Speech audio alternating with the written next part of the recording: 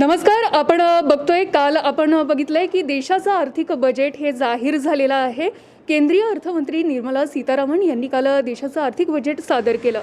यामध्ये आता आपल्या महाराष्ट्रासाठी आणि नागपूर जिल्ह्यासाठी काय मिळालेलं आहे. काही जणांचं असं देखील म्हणणं होतं की इथे फक्त विकासाचं आणि तरुणाईसाठी रोजगाराचं गाजर दाखवलं गेलं होतं.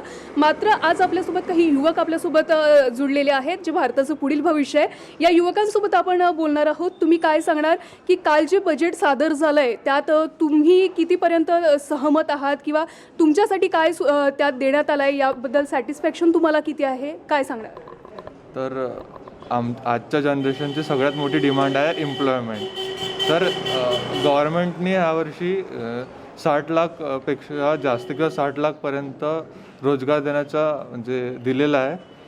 आणि बघू आता काय होतं. तर आणि डिफेन्समध्ये पण त्यांनी बरा निवेश केलेला आहे. मागच्या वर्षी अराऊंड 4.25 लाख रुपये त्यांनी इन्व्हेस्ट केलेले होते. ह्या वर्षी 5.5 लाखपर्यंत त्यांनी इन्व्हेस्ट केलं आहे. बडी म्हणजे प्रोग्रेस छान होता आपली. थँक्यू. सो जसं बजेटमध्ये आपल्याला म्हणण्यात आलं होतं, आपण बघतोय की 60 लाखांपेक्षा अधिक रोजगार हे युवकाला दिले जातील. मात्र जिथे रोजगाराच्या गोष्टी होतात तिथेच आपण दुसरीकडे NTPCची एक्झाम कॅन्सल झाल्यानंतर किंवा विद्यार्थी रस्त्यावर येऊन जे आंदोलन करतात आहे, सो त्याबद्दल तुम्ही काय बोलणार? त्यावर त्यांना थोडी काळजी घ्यायला पाहिजे, कारण करप्शनही खूप म्हणजे आता खूप लोक त्यांच्यासोबत प्रोटेस्ट करत आहेत, बट ते काही निर्णय नाही घेत आहेत. तर त्यावर त्यांना थोडं कारवाई करायला पाहिजे. मग जिथे आपण बघितलं की तुम्ही आता डिफेन्सबद्दल सुद्धा बोलला आहात, तर काही युवकांच्या अशा सुद्धा मागण्या आहेत की डिफेन्ससाठी जी एज लिमिट आहे ती आणखी वाढवून 25-26 वर्षापर्यंत केली गेली पाहिजे. यावर तुमचं काय मत आहे? त्यावर तितका आयडिया तर नाही, बट करायला तर पाहिजेच, कारण की एज मॅटर नाही करायला पाहिजे. 30पर्यंत तरी करायला पाहिजे त्यांना. कालच्या बजेटमध्ये आपण जसं बघितलं आहे, सध्या मोबाईल स्वस्त झाले, इलेक्ट्रॉनिक्स वस्तू झालेल्या आहेत, किंवा मग शॉपिंगच्या वस्तू झाल्यात, कपडे वगैरे झाले आहेत. याबद्दल युवकांच्या काय अपेक्षा आहेत, किंवा तुम्ही काय किती हॅपी आहात या गोष्टीला घेऊन? मनोरंजनाच्या साधनामध्ये जे सरकार आपल्याला सूट देत आहे ते ठीकच आहे. मात्र शैक्षणिक क्षेत्रात जे बदल पाहिजे आहेत ते आवश्यकतेप्रमाणे आपल्याला मिळत नाही आहे. आणि खरं म्हटलं तर आपण जर शेतीविषयी, शेतकऱ्यांच्या प्रश्नांविषयी बोलायचं झालं, खरं तर तो देशाचा अन्नदाता आहे. आणि त्याच्या विषयात बोलायचं झालं म्हणजे यांनी असं सांगितलं आहे की 1400 कोटी रुपये हे जलसिंचन विभाग असो किंवा शेतीचे ऑर्गॅनिकीकरण जे आपण म्हणतो, आधुनिकीकरण करायचं आहे, डिजिटलायझेशन करायचं आहे, त्यावर आपण करू असं त्यांचं मत आहे. मात्र जर अशी सरकार योजना राबवत असेल तर मग नामसारखे फाउंडेशन आहे किंवा अदर जे NGO आहे त्यांना मग पाण्यावर कार्यवाही करण्याची काय गरज आहे? जर सरकार योग्य पद्धतीने आपल्या योजना राबवत असेल तर मग इतर फाउंडेशन्स म्हणा किंवा अदर कुठल्याही गोष्टीची गरज भासता कामा नये. मग ते सरकारने योग्य पद्धतीने राबवायला हवं. त्यानंतर आणखी बजेटमध्ये आपण ते बघितलं की मागच्या वर्षी जो कोरोनाचा काळ होता त्या पिरियडमध्ये मानसिक संतुलन बिघडल्या कारणाने, म्हणजे सगळे लोक घरी होते, त्यामुळे त्यांचं मानसिक संतुलन बिघडल्या कारणाने भरपूरशा लोकांनी आत्महत्या केल्या. आणि त्यात सर्वात जास्त सोशल पॉईंट्स असतात त्यामध्ये त्यांचा सहभाग होता आणि त्या लोकांनी आत्महत्या केल्या. त्यांच्यासाठी मानसिक रुग्णालयात किंवा मग आणखी मानसिक क्षेत्रात त्यांनी सुधारणा करण्यासाठी ज्या योजना काढल्या आहे किंवा जे जे प्रयोग ते करणार आहेत त्याबद्दल बजेटचं धन्यवाद आहे की त्या क्षेत्रात ते बदल करतील. बरं, शेतकऱ्यांबद्दल बोलला. शेतकऱ्यांसाठी या आर्थिक बजेटमध्ये काय देण्यात आलं आहे? शेतकऱ्यांसाठी त्यांनी म्हटलं आहे की ऑर्गॅनिक करू, त्यानंतर ड्रोन व्यवस्था, शेतीसाठीची ड्रोन व्यवस्था ते लावणार आहेत.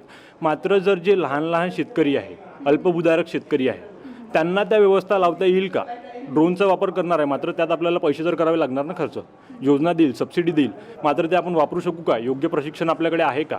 याही गोष्टी त्यामध्ये पाहायला हव्या. शेतकऱ्यांना आधी प्रशिक्षण द्यायला हवं. या वेळेस गव्हर्नमेंटनी 7/12 म्हणजे नोंदणी करावं म्हणून पीक असं काहीतरी होतं, ते पीक 7/12वर मोबाईलवर करा. मात्र आमच्या ग्रामीण भागात ब्रॉडबँड नाही आहेत, इतर सुविधा नाही आहे, नेट समजत नाही आहे लोकांना. मेन म्हणजे लोकांना प्रशिक्षण पाहिजे की कसं करायचं. माझ्याकडे स्वतः मी शिकलेलं आहे, मला मोबाईल वापरता येते, पण मी जेव्हा स्वतःच्या शेतीची पाहणी करतो आहे तेव्हा मला पीक त्यावर ऑनलाईन नाही करता येत अपडेट. ठीक आहे, मग मी प्रशिक्षण कुठून घ्यायचं? एक आमच्याकडे तलाठी होते, त्यांना पण ते व्यवस्थित करता आलं नाही. तर ते तुमचे अधिकारीसुद्धा त्या दृष्टीने योग्य आहेत का ते गोष्ट करण्यासाठी?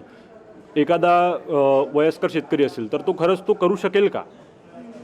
या गोष्टी समजायला हव्यात. म्हणजे एकूणच आपल्याला असं म्हणायचं आहे की जिथे सरकार कुठेतरी म्हणजे सामान्य माणसांसाठी आर्थिक बजेट आखत असताना सोयीसुविधा देते, पण तिथेच त्यांना त्यांचा लाभ घेता येत नाही आहे जनसामान्य माणसांना, असं आपलं मत आहे. जनसामान्यांना लाभ घेता येत नाही आहे कारण जनसामान्याकडे तेवढी शाश्वतता नाही आहे, तेवढा शिक्षितपणा नाही आहे आणि त्यामुळे शैक्षणिक क्षेत्रात बदल घडवणे अत्यंत गरजेचे आहे असं माझं मत है। तो अभी हम बात करते हैं कि क्रिप्टो करेंसी के बारे में आपने सुना होगा, इस बारे में आपको क्या बताए, आप क्या कहेंगे? जो क्रिप्टो करेंसी है, जो ऑनलाइन करेंसी, तो पहले इंडिया में इलीगल था। अभी गवर्नमेंट ने बजट में उस इलीगल एक फॉर्म में, लीगल फॉर्म में उसको सामने लाया। उस पर 30% टैक्स समझो डायरेक्टली लगाया क्रिप्टो करेंसी पे। जो समझो फॉर एग्जांपल बिटकॉइन है, डॉज कॉइन, ऐसे उसमें ये कॉइन रहते, तो जो पहले इंडिया में इलीगली यूज़ होता था, समझो कोई इलीगली काम है, समझो ड्रग्स फार्मिंग ये इसके रहता था ना, तो डायरेक्टली वो पहले यूज़ नहीं था, फिर इंटरनेशनली वो समझो यूज़ होता था। अभी इंडिया में उसको लीगल किया, जिससे ब्लैक मार्केट था पहले, समझो उस पर पहले टैक्स कोई नहीं था क्रिप्टो करेंसी पे। अभी उस पर गवर्नमेंट ने उसको लीगल किया और उसको 30% टैक्स लगाया क्रिप्टो करेंसी पे। ओके, सो म्हणजे मी सगळ्यांना एवढंच म्हणेल की जो आर्थिक बजेट जाहीर झालेला आहे या सगळ्या याच्यात तुम्ही सॅटिस्फाईड आहात का, किंवा मागच्या वर्षी जो बजेट सादर करण्यात आला होता त्या तुलनेनं या वर्षीच्या बजेटबद्दल तुमचं काय मत आहे? बजेट दरवर्षी बदलत असतो, त्यामध्ये नवीन नवीन योजना येत असतात, मात्र त्यांची अंमलबजावणी जर योग्य पद्धतीने होत असेल तर बजेट आमच्यासाठी चांगलं आहे। म्हणजे त्यावेळेस कसं होते, अंमलबजावणी योग्यरित्या झाली असेल तर पुढच्या वर्षी त्याचे परिणाम नक्कीच दिसतील।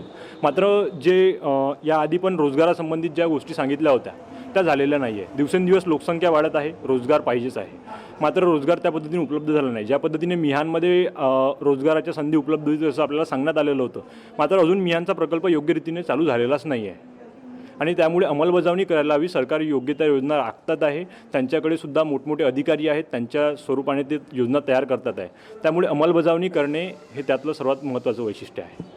ओके, सो आर्थिक बजेटबद्दल आपण बोललेलंच आहोत। या सगळ्या गोष्टी वगळता आपण यांच्यावर एक वेगळ्याच मुद्द्यावर जाणार आहोत। आपण बघितलं आहे की आत्ता 2 दिवसापूर्वी 10वी आणि 12वीच्या विद्यार्थ्यांनी राज्यातील बऱ्याच शहरांमध्ये ठिकठिकाणी आंदोलनं केले आहेत। याचं कारण काय आहे, आपण यांच्याशीच बोलून या विषयावर चर्चा करूयात। सर काय सांगणार? नेमकं तर ज्या विद्यार्थ्यांनी आंदोलन केलं आहे ते तर खरं पाहायचं झाल्यास तो त्यांचा मोटिव्ह नसून शिक्षकांचा आहे असं दिसतंय आपल्याला, कारण त्यात ते हिंदुस्थानी भाऊ म्हणून किंवा आणखी काही ते होते त्यांना जे अटक करण्यात आलेली आहे, तर नेमकं तो त्यांचा उद्देश आहे। आणि असं खरं तर समजायला हवं की विद्यार्थ्यांनी अशा प्रकारची गैरवर्तणूक करायला नको, कारण तो त्यांचा भविष्याचा प्रश्न आहे। आज विद्यार्थ्यांना असं वाटते की आपण ऑनलाईन परीक्षा द्यायला पाहिजे, मात्र ऑनलाईन परीक्षा दिल्यानंतर आमचं काय होतं ते आम्हाला माहिती आहे योग्य रीतीने। आपण खरंच त्या परिस्थितीतूनच जात आहोत ज्या पद्धतीने आपण ऑनलाईन परीक्षा देत आहोत, पण त्याचा फायदा आपल्याला होणार आहे का? कदाचित एक काळ गेलेला आहे, लोटून गेलेला आहे, त्यामध्ये त्यांची प्रॅक्टिस झालेली नाही आहे, मात्र सरकारनेही थोडा वेळ करून त्यांच्या योग्य ते सराव करून पेपर घ्यायला हरकत नाही। सो आपण जिथे बघतोय की विद्यार्थ्यांचा आज कोविडच्या या महामारीच्या काळामध्ये ऑनलाईन पद्धतीनं शिक्षण झालं। बऱ्याच विद्यार्थ्यांना कळलेलं सुद्धा नसेल नेमका सिलेबस काय होता किंवा काय त्या गोष्टी अन्य गोष्टी, पण आज 10वी आणि 12वीच्या विद्यार्थ्यांसंदर्भात निर्णय घेण्यात आला की त्यात परीक्षा त्यांच्या या ऑफलाईन पद्धतीनं होणार आहे। यासाठी ऑनलाईन पद्धतीनंच परीक्षा घ्याव्यात म्हणून हे विद्यार्थी आंदोलनासाठी उतरलेले होते, खरं? सो याबद्दल तुमचं काय म्हणणं आहे की परीक्षा या ऑफलाइन झाल्या पाहिजेत की ऑनलाइन झाल्या पाहिजेत? विद्यार्थी म्हणून तुमचं काय मत आहे? मुझे ऐसा लगता है कि एग्ज़ाम जो है वो ऑफलाइन ही होना चाहिए, क्योंकि ऑनलाइन में हमें पता नहीं चलता कि हम किस टाइप की स्टडीज़ करते हैं, सिलेबस क्या है, कुछ पता नहीं चलता। तो ऑफलाइन में कैसा है कि हम अपने व्यूज़ लिख सकते हैं, आंसर्स खुद से लिख सकते हैं, एंड ऑनलाइन में कैसा है कि बैठे बैठे ओनली टिक कर सकते हैं अपन। तो उसमें मुझे ऐसा नहीं लगता कि उसमें कुछ नॉलेज या एक्स्ट्रा ऐसा कुछ कर सकते हैं।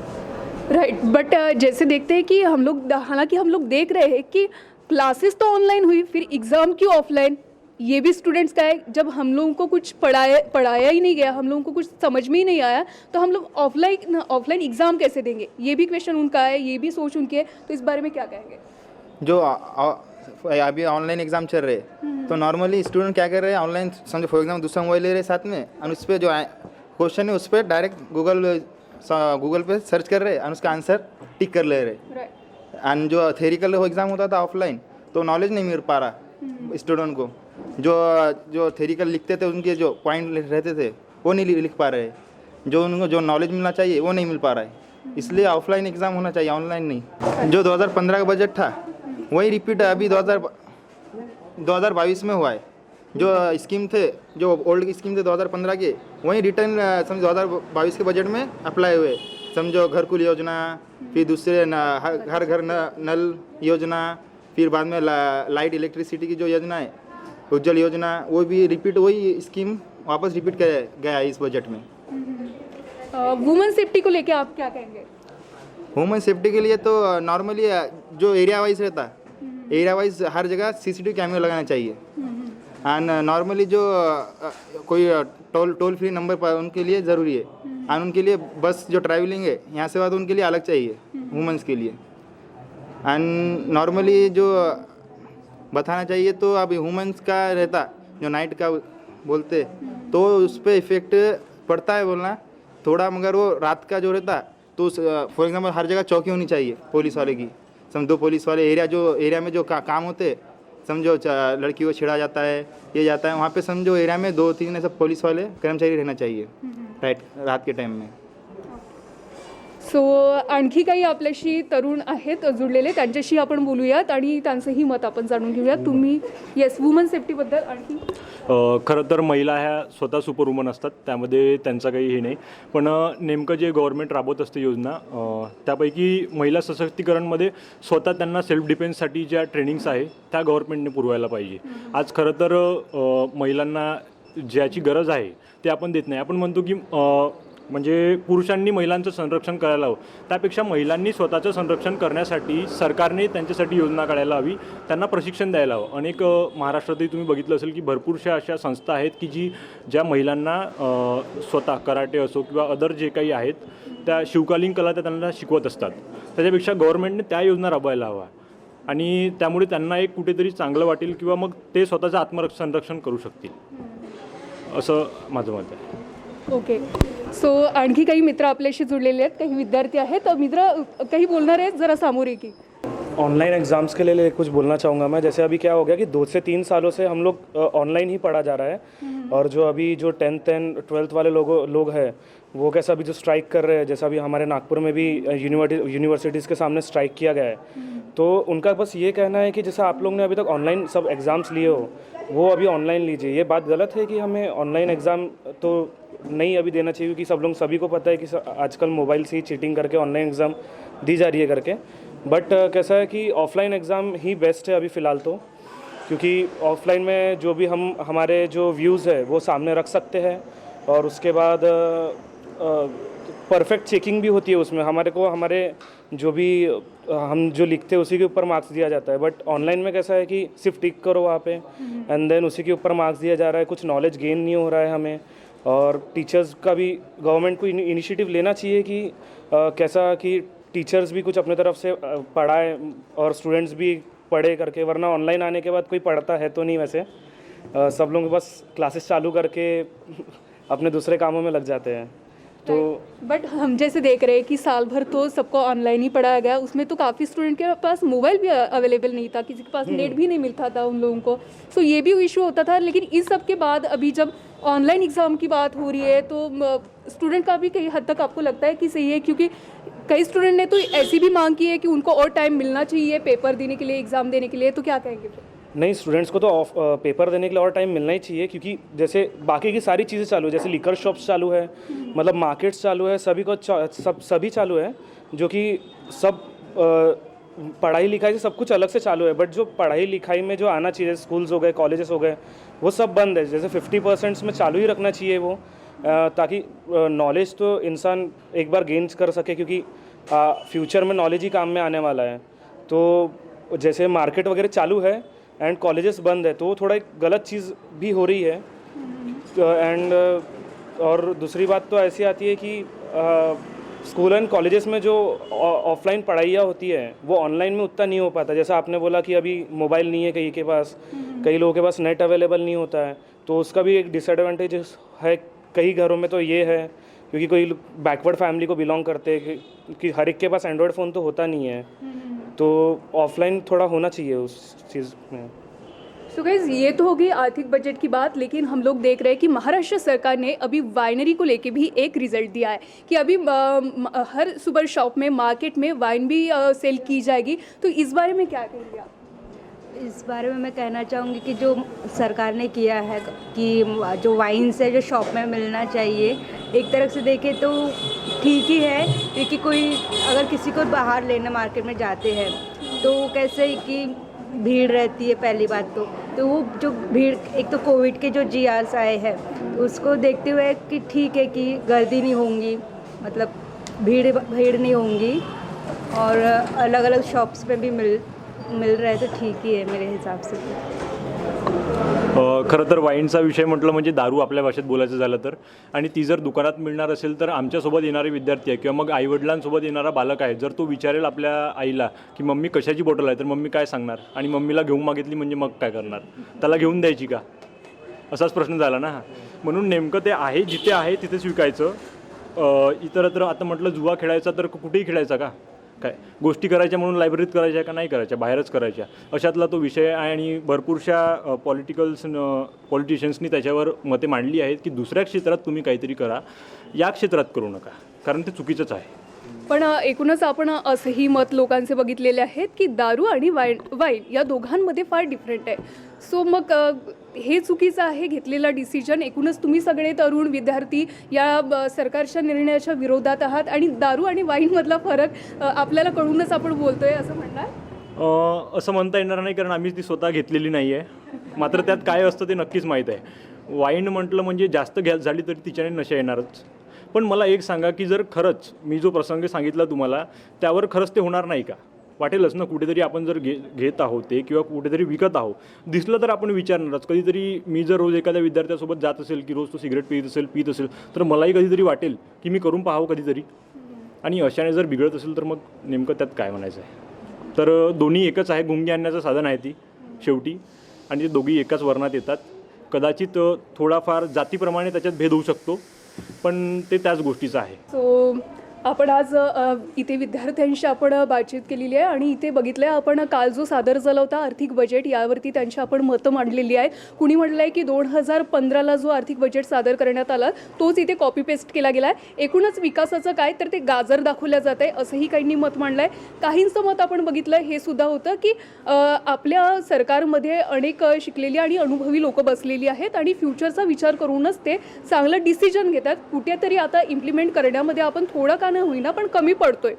सो त्यासोबतच आपण वायनरी असेल किंवा मग जे विद्यार्थ्यांचं आंदोलन झालं आहे त्याच्यावरती देखील आपण चर्चा केलेली आहे. आता आपण इथेच सगळेजण थांबणार आहोत. महाराष्ट्र TV24साठी मी अश्विनी देशकर सोबत कॅमेरा पर्सन दिनेश सातपुते. धन्यवाद.